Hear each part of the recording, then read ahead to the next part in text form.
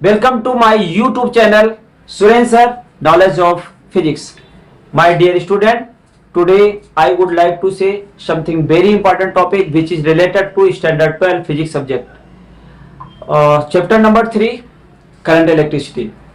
So today my topic is potentiometer. So my dear student, I will teach you in this video potentiometer. Okay. So what is potentiometer? Potentiometer is a not instrument.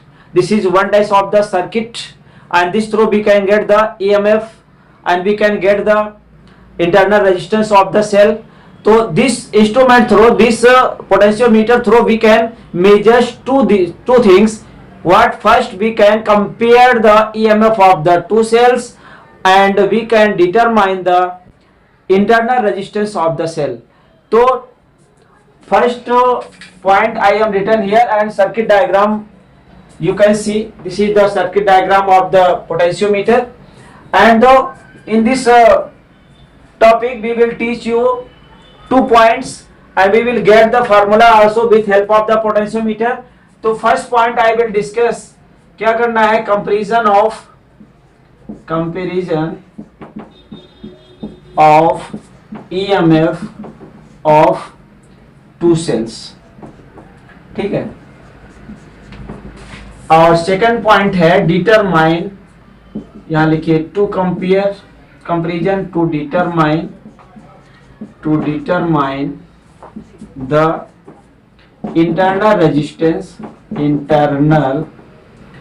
Resistance of cell. Okay. So today I will discuss on 2 points. First I will teach you to compare the EMF of the cells. Okay, give the duster. तो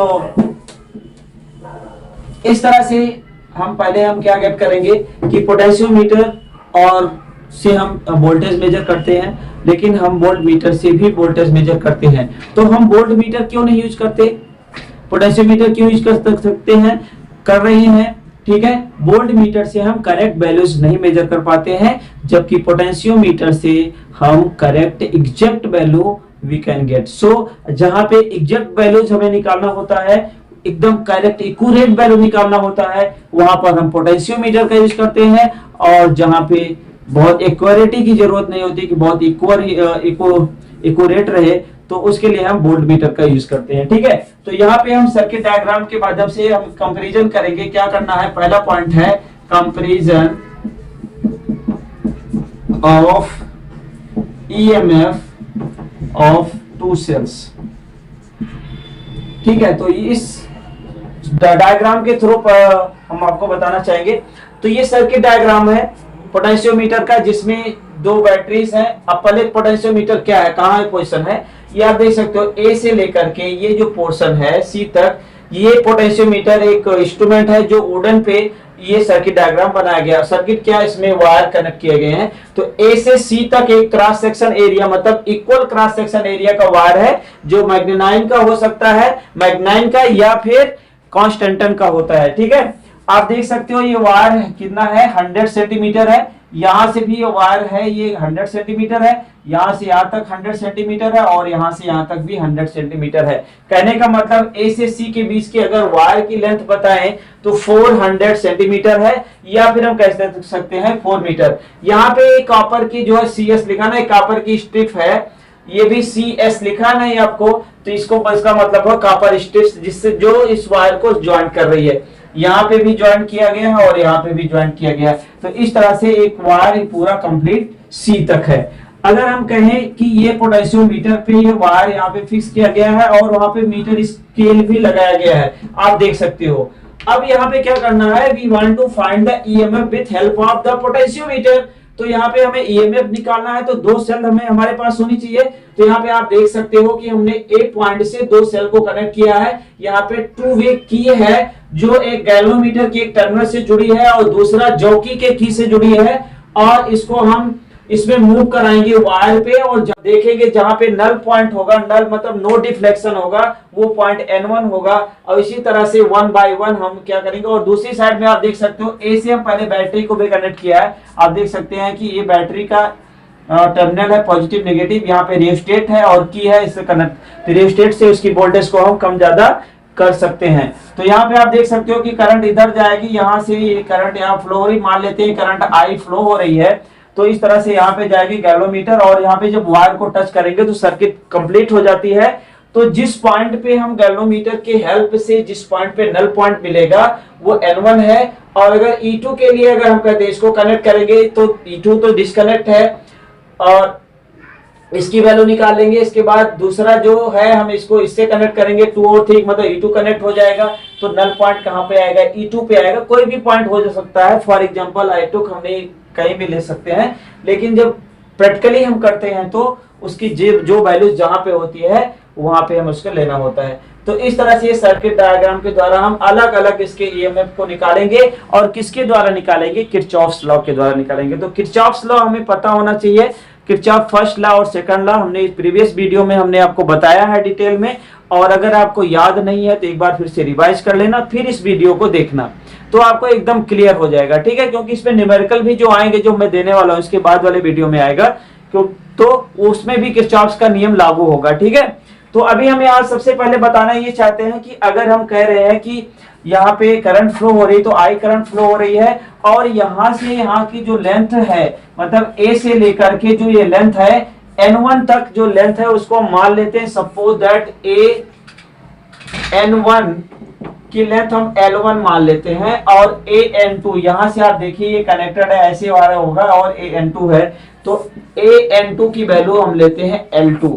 अगर हम कहते हैं कि यहाँ पे अगर हम बैटरी का ईएमएफ निकालें तो सिंपल, अगर हम ईएमएफ L लेंथ के लिए जो हमारा पूरा वायर है L है उसकी वैल्यूज कहें तो ये होता है 5 इंटू क्या लिखें, 5 इंटू L लिखेंगे। ठीक है, 5 इंटू L लिखेंगे, और ये 5 क्या है, 5 है तुम्हारा potential across to unit length. क्या लिखेंगे, पोटेंशियल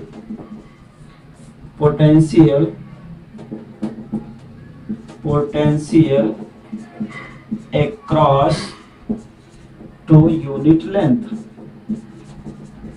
जिसको हम क्या लिख सकते हैं, फाई इक्वल टू यहाँ पे फ्लक्स नहीं मानेंगे, ये VL अपान L लेंथ का जो विभव पोटेंशियल है डिवाइडेड बाय L, तो ये वैल्यू है 5। ठीक है, तो एक इक्वेशन यहाँ पे हमें क्या मिल गया कि अगर हमें पोटेंशियल निकालना है तो हमें क्या करना पड़ेगा, 5 इंटू L करना है, और L हमारे पास है 5 की वैल्यू, पोटेंशियल पर L है। ठीक है, इस तरह से इसकी वैल्यूज को हम निकालेंगे। तो अभी तो ये हमने ये बताया। अब हम बात करते हैं कि we want to find the potential on E1, मतलब यहाँ पे अगर हम देखें तो किरचॉफ्स लॉ अप्लाई कर सकते हैं किसमें, A N1 कहने मतलब यहाँ से यहाँ है N1 से G से फिर 3 से 1 पहले सेल के लिए, फिर यहाँ से A पे आ गए। तो अगर हम we want to find the EMF of cell 1, तो फॉर सेल 1 के लिए क्या लिख सकते हैं, फॉर सेल E1 के लिए बात करें तो क्या लिखेंगे, अप्लाइंग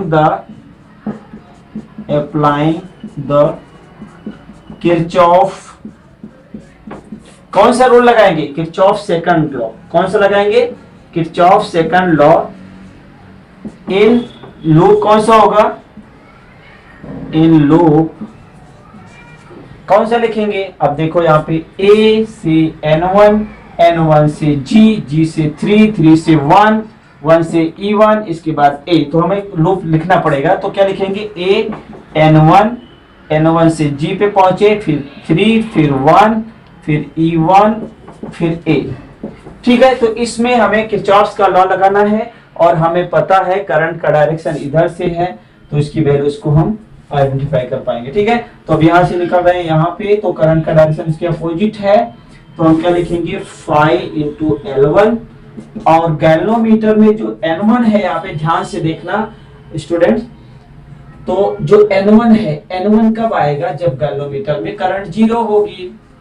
कहने का IG 0 होगा, तो यहाँ पे अगर ये 0 है तो डायरेक्ट हम यहाँ 0 लिख देंगे। और आप बैटरी का टर्मिनल नेगेटिव टू पॉजिटिव होता है पाथ के डायरेक्शन में, तो उसका जो पोटेंशियल डिफरेंस होता है वो नेगेटिव होता है।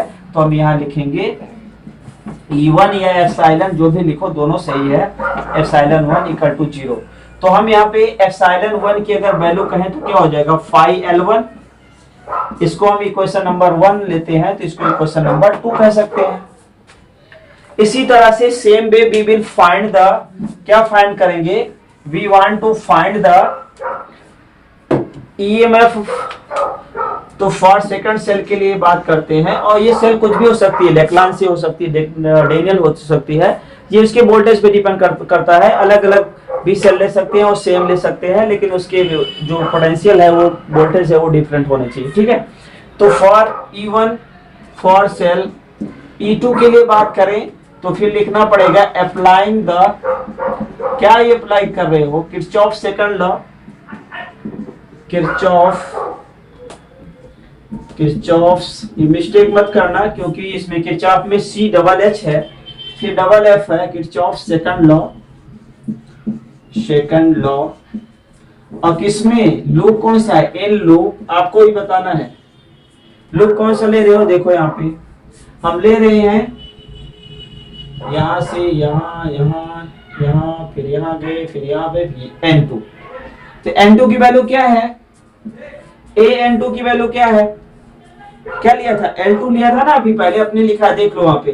तो इसकी वैल्यू क्या लिखिए, 5L2 हो जाएगा। और गैल्वेनोमीटर में, यहां से देखिए गैल्वेनोमीटर में करंट फ्लो नहीं हो रही, तभी नल पॉइंट आया, तो यहाँ पे 0 लिखेंगे। और यहाँ से फिर ये पहुंचेंगे, बैटरी का नेगेटिव पॉजिटिव टर्मिनल से जा रहा, तो ये साइन नेगेटिव होगी। यहाँ पे आप एप्सिलॉन 2 लिख सकते हो, ठीक है, इक्वल टू 0। तो अब क्या हो जाएगा, एप्सिलॉन 2 इक्वल टू 5L2। ये इक्वेशन नंबर 3 हो गया, ठीक है। डिवाइडिंग इक्वेशन नंबर 2 बाई 3, क्या लिखेंगे, डिवाइडिंग या कंपेयरिंग द इक्वेशन 1 एंड 2 ऐसे लिख सकते हो, 2 and 3। Comparing the equation, comparing the equation 2 and 3 we get. अब हम कंपेयर कर रहे हैं तो क्या होगा, epsilon 1 upon epsilon 2 equal to 5L1 upon 5L2। तो 5 कैंसिल हो गया, तो हम क्या लिख सकते हैं, epsilon 1 upon epsilon 2 equal to L1 upon L2। Clear हुआ। ये इक्वेशन नंबर 4 है। कौन सी इक्वेशन है, ये इक्वेशन नंबर 4 है। तो इक्वेशन नंबर 4 के बेसिस पे we can compare the EMF of the two cell, जो उसकी लेंथ पे डिपेंड करता है, लेंथ की रेशियो पे डिपेंड करता है। और ये प्रैक्टिकल भी है, हमारा प्रैक्टिकल भी है पोटेंशियोमीटर पे। तो प्रैक्टिकल भी ऐसे ही हमें करना है कि हमें पहले क्या करना है, की को यहाँ ऑन कर देना है। एक बार फिर से मैं आपको बता देता हूँ कि प्रैक्टिकल भी कैसे करना है। तो पहले इस तरह से सर्किट को आपको ज्वाइन कर देना है, और यहाँ पे की को ऑन करने के बाद, की को क्लोज करने के बाद यहाँ पे करंट फ्लो होना चालू हो जाएगी। और यहाँ पे इस पहले के अगर हमें निकालना तो इसमें बैटरी कनेक्ट करनी पड़ेगी, और गैल्वेनोमीटर में जहाँ पे नल पॉइंट होगा, जिसे नल पॉइंट यहाँ पे आया, तो इस लेंथ को हम मेजर करेंगे, क्योंकि यहाँ तक 100 है और मीटर इसके लिए यहाँ पे लगी होगी। तो आप देख सकते हो कि कितना यहाँ पे लेंथ है, तो L1 ही तो चाहिए।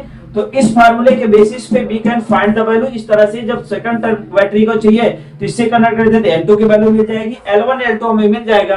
तो we can get the ratio of the battery 1 and battery 2, तो हम कंपेयर कर पाएंगे। तो प्रैक्टिकल के पॉइंट ऑफ व्यू से भी इंपॉर्टेंट है, और प्रैक्टिकल तो बहुत ही, अगर सर्किट आपको इस तरह से जोड़ने आ गया है, कुछ नहीं, समझ लीजिए ए पॉइंट से ही बैटरी का पॉजिटिव जुड़ा है और इस दोनों सेल का पॉजिटिव जुड़ा है, ध्यान रखना। और इसका दूसरे का नेगेटिव टर्मिनल बी से सी से जुड़ा है, और यहाँ का जो नेगेटिव टर्मिनल है डबल की मतलब 2 वे की से जोड़ करके गैल्वेनोमीटर से है, और गैल्वेनोमीटर का दूसरा सिरा किससे जोड़ा गया है, किससे जोड़ा गया है, जॉकी से जोड़ा गया है, और जॉकी को वायर पे टच करना है।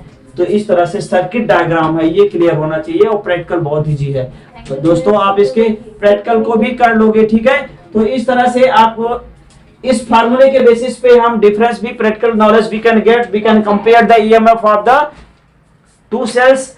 अब नेक्स्ट जो हमारा टॉपिक है, इसी वीडियो में हम आपको बताने वाले हैं कि how we can get the internal resistance of the cell. Okay, तो ओके, तो अभी हमारा सेकंड पॉइंट क्या था, याद है कुछ? To determine the internal resistance of the cell. हमारा टॉपिक ये था to determine the internal resistance of the cell. ठीक है, तो ये प्रैक्टिकल भी है हमारे पास में, प्रैक्टिकल भी करने हैं, और ये प्रैक्टिकल इस थ्योरी पे आएगा, जो हमारा फार्मूला है उसके बेसिस पे हमें करना है। तो जैसा जो बताना है, बताया गया है, जो सर्किट में बनाया गया वो हमें बताना भी पड़ेगा, लिखना भी पड़ेगा, डायरेक्ट आपको नहीं करना है। ठीक है, तो एक बार हम फिर से पोटेंशियोमीटर को आपको समझाते हैं रेजिस्टेंस के लिए। ये पोटेंशियोमीटर का तो आपके पास ये फिगर आपके पास होगा, एक वुडन होगा, उसके ऊपर ये वायर और ये स्केल सब फिक्स होगी। ठीक है, हमें एक्स्ट्रा क्या करना है, ये सर्किट जोड़नी है, इधर की सर्किट जोड़नी, गैल्वेमीटर जोड़नी है। ठीक है, तो आप देख सकते हो, अगर हम आपको फिगर बना के दिखाएं तो कुछ ऐसा आपको मिलेगा पोटेंशियोमीटर का, जो एग्जाम वहां पे आपके कॉलेज में, आपके स्कूल में जो होगा, इस तरह से वायर होगा, ये ए पॉइंट होगा, ये बी पॉइंट होगा, इसमें से वायर लगे होंगे इस तरह से, 4 वायर यहाँ पे कनेक्ट होगा, फिर इसके बाद ऐसे, फिर ऐसे, ये 4 वायर आपको मिलेंगे। ये पोटेंशियोमीटर है, ये ए है और दूसरा ये सी है या बी, जो भी आप मानो, दोनों सही है। ठीक है, जो पॉइंट लिखो तो मिलेगा। और यहाँ पे मीटर स्केल लगी होगी, यहाँ पे मीटर स्केल, इसी के ऊपर मीटर स्केल रहेगी। तो इधर से ए से चलोगे, सी पर जाओगे, यहाँ पे मीटर स्केल बनाना है तो बना दीजिए। ठीक है, ये मीटर स्केल है। तो ये तुम्हारा इंस्ट्रूमेंट जो है पोटेंशियोमीटर का है। बाकी ये पोर्शन जो आपको दिख रहा है ना इतना, ये पोटेंशियोमीटर है। बाकी के यहाँ से जो कनेक्शन है आपको वायर से करना पड़ेगा, और ये भी सब गैल्वेमीटर का सब करना पड़ेगा। कनेक्ट मतलब जो हमें एक्चुअल जो आपको प्रैक्टिकल के लिए मिलेगा, इस तरह से फिगर मिलेगा, और ये यहाँ पे कनेक्टेड होगा, यहाँ पे कनेक्टेड, यहाँ पे कॉपर स्ट्रिप लगी होगी, और ये तो तुम्हारा वही है, यहाँ पे कॉपर स्ट्रिप लगी होगी, जिससे वायर यहाँ पे कनेक्ट होंगे। ठीक है, सी तक।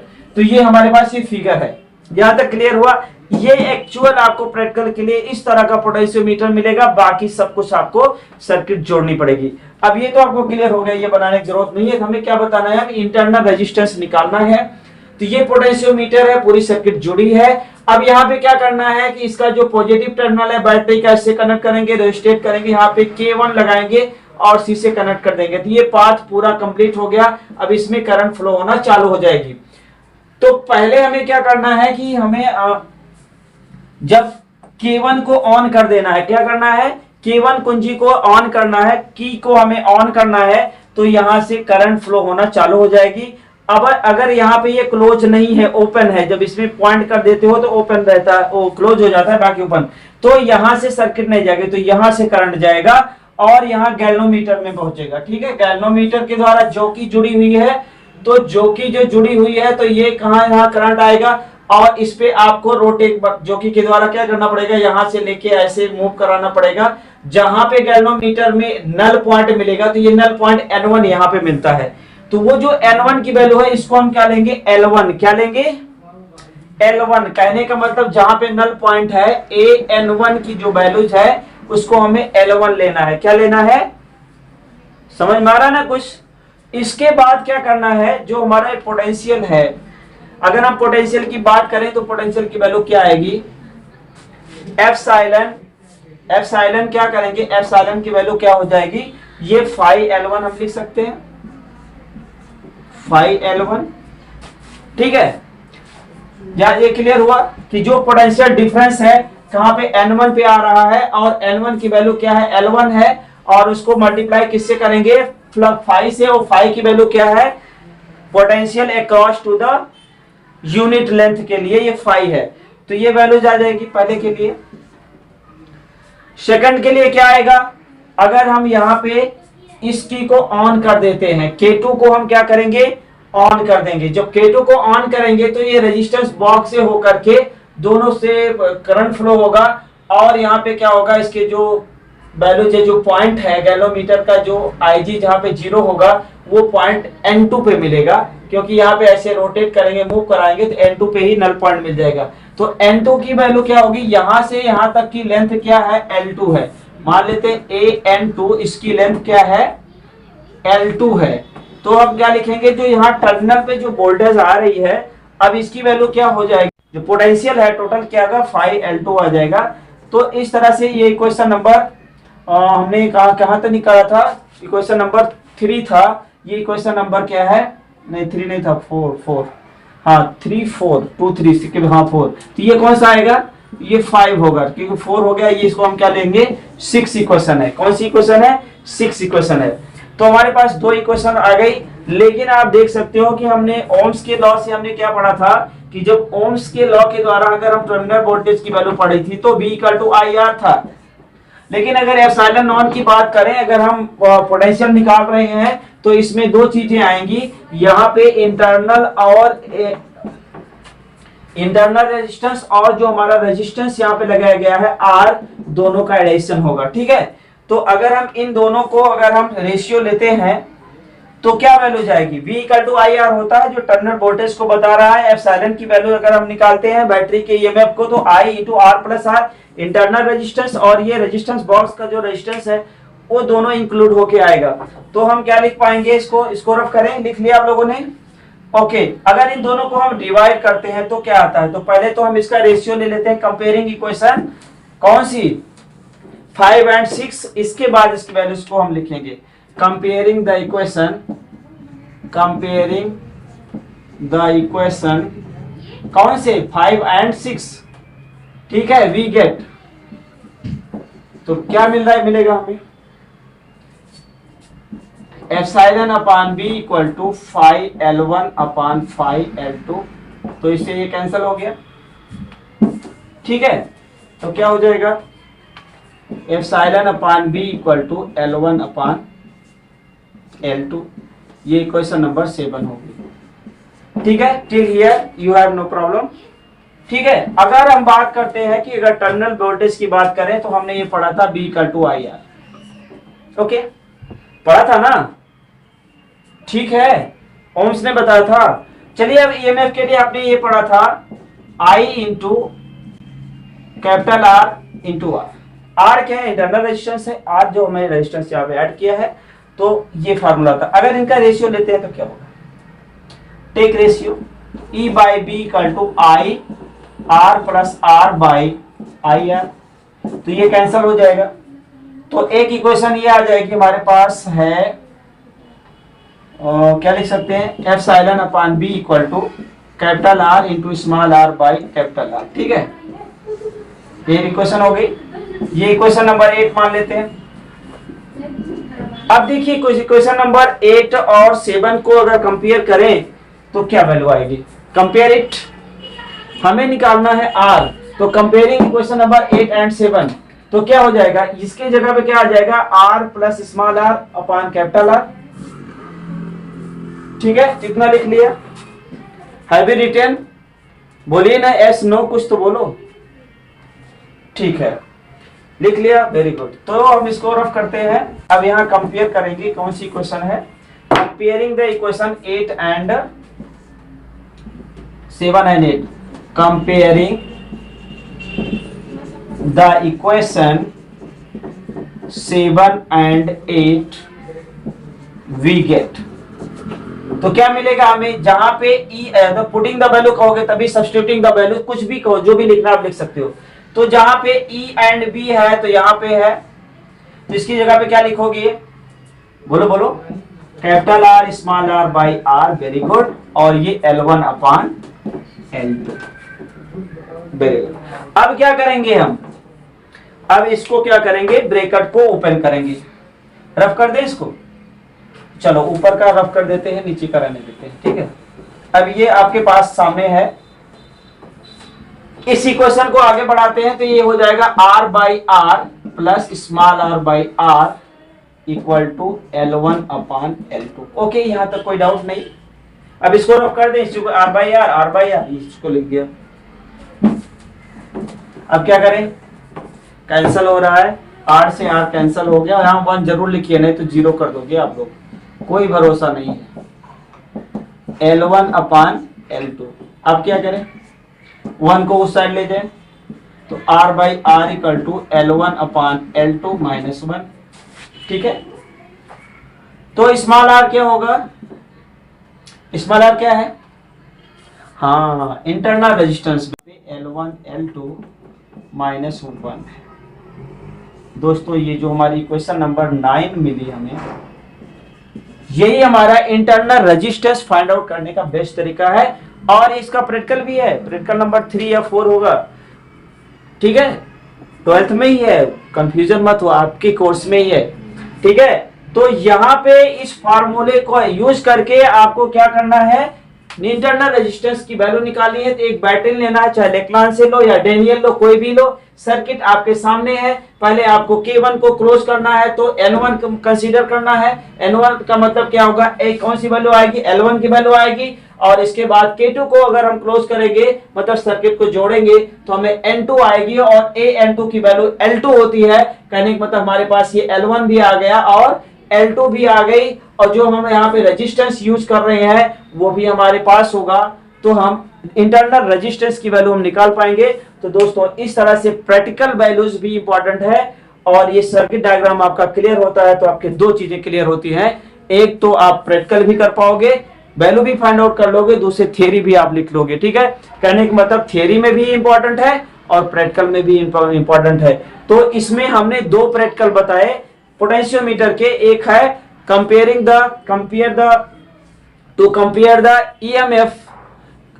The EMF of two cells, और दूसरा जो हमें निकाला है, फार्मूला निकाला है to determine the internal resistance of the cell.